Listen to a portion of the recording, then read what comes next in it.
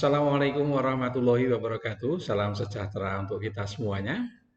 Anak-anakku dimanapun kalian berada, pada pagi hari ini kita akan bersama-sama belajar materi bahasa Indonesia mengenai mengapresiasi dan mengkreasikan fabel.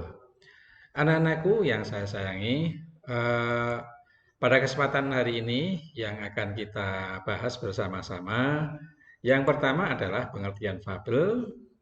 Kemudian yang kedua, struktur fabel. Yang ketiga, mengenai ciri-ciri fabel. Yang keempat, jenis fabel berdasarkan isi dan kandungan ceritanya. Yang kelima, mengenai unsur kebahasaan dalam fabel. Baiklah anak-anakku, yang pertama mengenai pengertian fabel. Anak-anak sebagaimana yang telah disampaikan atau ada di dalam buku atau dalam internet ya, bahwa fabel itu sebuah cerita atau dongeng ya yang menampilkan tokoh-tokohnya itu binatang sebagai pemeran utama. Nah, tokoh-tokoh yang ada ini juga sama layaknya seperti manusia yang mempunyai karakter, yang mempunyai apa namanya sikap, mempunyai watak yang hampir mirip atau dimiripkan dengan cerita yang biasa atau karakter manusia. Nah, meskipun memang ya tokohnya itu binatang, tapi juga memang perilaku, sikap yang ada itu sama, sama ya, ya dibuat seperti apa yang dilakukan oleh manusia. Ini pengertiannya. Jadi fabel itu adalah cerita yang menampilkan tokoh-tokoh binatang sebagai pemeran utamanya. Baik, berikutnya anak-anakku, struktur fabel itu yang pertama ada judul. Nah, biasanya anak-anak kalau kalian melihat sebuah cerita binatang, di situ ada judul, ya, misalnya ada buaya dan kerbau, ada kancil yang cerdik, dan seterusnya. Biasanya di sini judul itu menunjukkan atau berfungsi ya untuk mengetahui tema atau gambaran umum yang akan diceritakan dalam fabel. Misalnya tadi saya sampaikan ada kancil yang cerdik, atau mungkin ada kerbau yang dungu, atau buaya yang keras kepala dan seterusnya. Ini nanti akan menunjukkan bahwa cerita itu atau gambaran itu nanti akan diuraikan atau dipaparkan dalam cerita. Yang kedua anak-anak itu mengenai orientasi. Orientasi ini seperti hanya cerita-cerita yang lain, ini berupa bagian awal dalam cerita fabel itu. Jadi bisa mengenalkan karakter, tokohnya, kemudian waktunya, atau mungkin memperkenalkan sikap tokohnya, dan lain sebagainya. Di sini ada pengenalan atau bagian pengenalannya. Yang ketiga anak-anak itu ada komunikasi. Seperti dalam cerita-cerita yang biasa, bahwa dalam fabel ini juga ada komunikasi, yaitu munculnya suatu konflik atau masalah dalam cerita. Walaupun tadi ada cerita binatang, tapi karakternya karena seperti manusia, maka di sini juga ada konflik yang ditunjukkan di sana. Ya. Kemudian ada klimaknya. Kalau komplikasi itu munculnya satu konflik, suatu masalah, suatu permasalahan ya. Tetapi konflik ini sudah mencapai puncaknya, puncak dari konflik yang ada. Misalnya kerbau dan buaya. Ketika dia berdebat dan tidak merasa ada yang salah atau tidak ada yang benar ya, karena semua menganggap benar, maka datanglah maka muncullah ya keinginan untuk berperang atau bergelut atau bertanding dah. Inilah puncak dari kedua-duanya yang tidak saling mengalah tadi, maka terjadilah peperangan atau mungkin keduanya itu terjadi konflik fisik yang sangat berat. Kemudian berikutnya yang kelima itu resolusi. Nah, bagian yang berisi tentang penyelesaian masalah yang ada dalam cerita itu. Nah, biasanya kalau dalam cerita-cerita ini biasanya ada eh, orang ketiga yang menyelesaikan masalah. Maka datanglah seorang kancil yang cerdik, yang menengahi permasalahan antara kerbau dan buaya dan seterusnya. Ini resolusinya. Jadi bagian yang berisi tentang penyelesaian masalah. Kemudian yang terakhir anak-anak itu adalah koda. Ini dalam hal ini berisi pesan maupun amanat bagi pengarangnya. Mungkin di dalam cerita itu nanti ada di akhir maka diberi satu apa namanya tag yang berisi tentang pesannya. Maka hiduplah dengan sederhana dan janganlah saling menuduh dan seterusnya. Tergantung pada isi cerita yang disampaikan. Baik, berikutnya anak-anakku ciri-ciri sebuah fabel itu. Yang pertama itu tokoh ceritanya berupa binatang. Jelas ya ini, jadi tokohnya binatang. Hewan bisa semut, bisa apa namanya kambing, bisa harimau, bisa singa. Yang penting tokohnya adalah binatang. Yang kedua anak-anak ini memiliki alur, ya jelas ya. Sebuah cerita itu pasti ya ada alurnya, ada jalan ceritanya. Jadi kalau tidak ada jalan ceritanya jelas itu bukan cerita ya. Berikutnya yang ketiga anak-anak ada watak yang digambarkan. Jelas ya, pasti ada tokoh dengan watak yang baik, ada watak yang buruk ya, ada yang apa namanya ya, penolong, ada yang cerdik, itu pasti ada di situ ada tokoh cerita yang baik dan ada yang buruk. Baik, berikutnya mengandung atau pesan ya. Ini mengandung amanat atau moral ya, pesan moral yang disampaikan. Jelas bahwa dalam cerita itu karena itu merupakan cerita rekaan ya, merupakan cerita-cerita yang fiktif, tentu ada pesan ya tertentu yang ingin disampaikan pengarang kepada pembacanya. Misalnya dalam hidup ini janganlah selalu menang sendiri. Maka dalam hidup ini kita harus sabar menghadapi sesuatu dan seterusnya, tergantung dari cerita tersebut. Berikutnya latar yang digunakan alam ya. Ini ceritanya karena mau fabel ya jelas di alam, tidak mungkin kita mengambil setting atau mungkin latar itu seperti di dalam dunia-dunia modern meskipun juga dalam cerita-cerita fabel yang ada juga ya yang biasanya dari luar negeri itu sudah menggunakan setting-setting yang apa namanya non alam ya artinya di dalam seperti kehidupan yang nyata. Tetapi secara umum yang namanya fabel itu digunakan latar-latar yang bersifat alamiah, misalkan di sungai, kolam, di hutan. Nah ini contoh-contohnya semacam itu. Terus kemudian yang keenam, anak-anak terdapat rangkaian peristiwa yang menunjukkan kejadian sebab akibat. Nah, seperti yang saya sampaikan tadi, munculnya suatu konflik, kemudian ada klimaknya suatu permasalahan. Ini jelas merupakan rangkaian-rangkaian peristiwa. Jadi hampir sama dengan alur ya ini.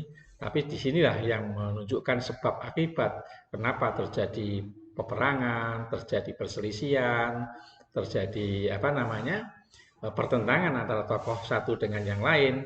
Inilah ciri ya, bagian dari ciri-ciri sebuah fabel.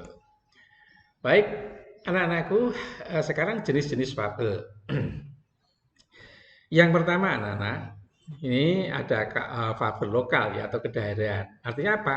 Cerita itu hanya ada di lingkup kalian sendiri atau di daerah itu sendiri. Jadi tidak ada di daerah lain. Ya. Bisa jadi itu ya. Mungkin ada satu cerita tertentu yang cerita itu hanya dikembangkan di daerah itu, tetapi tidak bisa tidak menyebar ke daerah yang lain.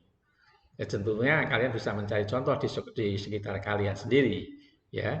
Misalnya bagaimana hebatnya apa namanya hewan ya, hewan apa binatang atau mungkin ikan ya, ikan lele misalnya. Karena cerita itu hanya bersifat lokal, ya hanya kalian atau di daerah kalian saja yang mengetahuinya. Ini artinya jenis fabel yang lokal atau kedaerahan. Yang kedua, anak-anak, ada fabel Nusantara. Nah, fabel Nusantara atau fabel yang lebih luas lagi ya. Ini jelas fabel-fabel atau cerita-cerita itu yang meskipun sifatnya berasal dari satu daerah tertentu, tapi ternyata ini menyebar ke seluruh Nusantara. Maka itu dikatakan sebagai fabel Nusantara. Berikutnya bahkan ada yang menyebut ada fabel internasional. Nah, fabel yang berasal dari suatu daerah, ya kalau kalau fabel Nusantara itu fabel lokal yang kemudian tersebar di seluruh Nusantara. Nah, kalau fabel internasional itu fabel yang berasal dari satu negara tetapi menyebar ke seluruh dunia. Nah, ini jenisnya ya, ada jenis fabel lokal, Nusantara maupun internasional. Baik, jenis fabel berdasarkan isi dan kandungannya. Yang pertama, ada fabel jenaka. Fabel jenaka itu lucu ya, cerita-cerita lucu, cerita-cerita binatang yang sifatnya lucu. Ya apa sajalah yang terkait dengan cerita binatang yang lucu itu dinamakan fabel jenaka. Ya, bersifat lucu, hanya menghibur saja. Yang kedua ada fabel tragedi. Nah, ini mengandung cerita sedih. Cerita sedih, bagaimana orang membaca itu bisa sedih ya. Misalnya apa namanya, nasib burung pipit ini yang kehilangan induknya, sedih sekali. Walaupun ini hanya cerita binatang, ya sedih ya, mengandung keprihatinan bagi pembacanya. Kemudian berikutnya ada romantika. Nah, fabel romantika ini fabel yang ya mengandung kisah romantis, apa percintaan, menyenangkan. Ya, misalkan ada fabel apa namanya, percakapan kedua cicak yang saling jatuh cinta, yang hanya satu atau dua orang mengetahuinya. Itu romantis ya, romantis. Bagaimana percintaan burung merak, bagaimana percintaan seekor cicak. Nah, ini artinya ada nilai-nilai atau kisah-kisah yang romantis yang ditampilkan. Baik, berikutnya ada heroik. Nah, fabel heroik itu mengandung cerita kepahlawanan, keperkasaan. Ya, misalnya ada seekor buaya yang apa namanya, yang apa tertindih kayu yang besar, kemudian ada seekor harimau yang dengan perkasanya mengangkat. Nah, ini cerita-cerita heroik kepahlawanan. Bagaimana sikap kepahlawan binatang itu menolong seseorang, bagaimana memperjuangkan hak-hak dalam komunitas apa namanya hewan itu. Itulah namanya cerita yang bersifat atau fabel yang bersifat heroik. Baik anak-anakku, sekarang unsur kebahasaannya. Sekali lagi anak-anak, unsur kebahasaan itu jenis bahasa, jenis kata atau kalimat yang biasa ada ya di dalam suatu cerita. Walaupun sekali lagi ada di sini tidak bisa dikatakan harus ada, tetapi kadang-kadang ada di dalam cerita itu yang bisa menunjukkan kekhasan cerita itu. Ya, karena itu bersifat apa namanya, mana suka ada tidak, tetapi itu bisa menjadi ciri suatu teks cerita atau teks fabel itu. Nah, apa saja? Yang pertama, anak-anak, ada kata kerja. Ya, yang jelas kalau kita secara teoritis kata kerja itu ada yang transitif maupun intransitif. Yang transitif itu membutuhkan objek, yang tidak intransitif itu tidak membutuhkan objek. Bisa saja ya semacam itu. Contohnya kancil menendang buaya. Nah, kalau kata menendang tidak diikuti kata yang lain, maka ini kalimat itu tidak lengkap. Harus diikuti objek. Maka kancil menendang harus ada yang ditendang tadi, menendang buaya. Makanya inilah kata yang dinamakan kata kerja transitif, membutuhkan objek. Jadi tidak bisa kita mengatakan, oh kancil menendang, nggak bisa. Tapi harus lengkap, kancil menendang apa, menendang siapa, ini harus diikuti objek yang nyata. Kemudian bango sedang bersiul. Nah, bersiul, sedang bersiul itu sudah cukup. Ya, bango itu sedang bersiul lagu enggak, tidak harus, tidak, tetapi cukup ya. Bango bersiul atau bango sedang bersiul. Jadi itulah kata kerja intransitif, walaupun tidak diikuti kata berikutnya, kalimat itu sudah bisa diketahui maknanya.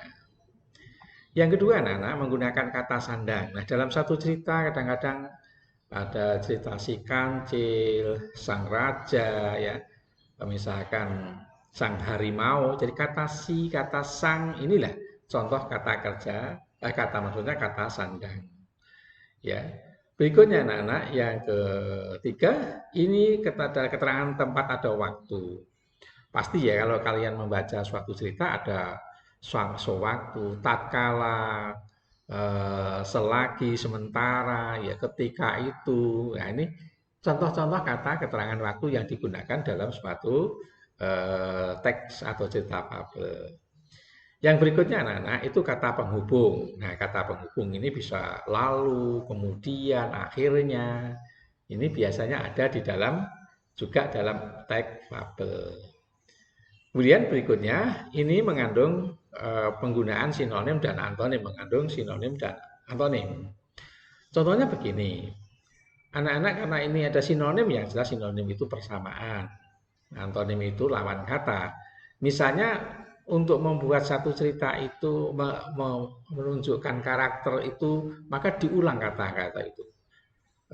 Sinonim katanya, misalkan apa namanya kancil itu cerdik, cerdas, pandai. Nah, ini kan kata-kata yang memiliki sinonim ya. Atau apa namanya singa itu kuat dan perkasa. Sama. Ini sama-sama sinonimnya. Antonimnya juga begitu. Ada besar, kecil, semua burung muri itu berkumpul. Jadi ada kata besar, ada kecil ya. Ini contoh-contoh kata penggunaan kata sinonim maupun antonim dalam teks fabel. Baik, berikutnya anak-anak ini memang mengandung kalimat langsung ya.